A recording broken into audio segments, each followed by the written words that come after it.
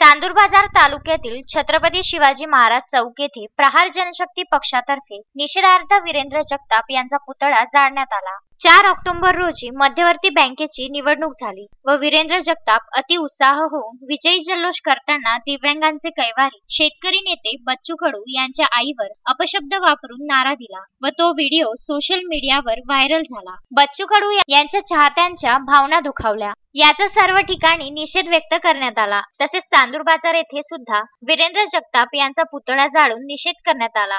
त्यावेळी प्रहार तालुका प्रमुख संतोष किटुकले, नगराध्यक्ष नितीन कोरडे, प्रदीप बंड, सुरेश गणेशकर, गणेश पुरोहित, शिशिर माकोडे, विशाल बंड, निलेश वाटाणे, उद्धव ठाकरे, गोलू ठाकूर, विक्रम कडू, मंगेश इंगोले, पंकज पुनिया, सुयोग गोरले, वैष्णव राऊत, मोहम्मद रिजवान, देवा मोरे व शेकडो प्रहार कार्यकर्ते उपस्थित होते। सुयोग गोरले, विदर्भ न्यूज, चांदूर बाजार।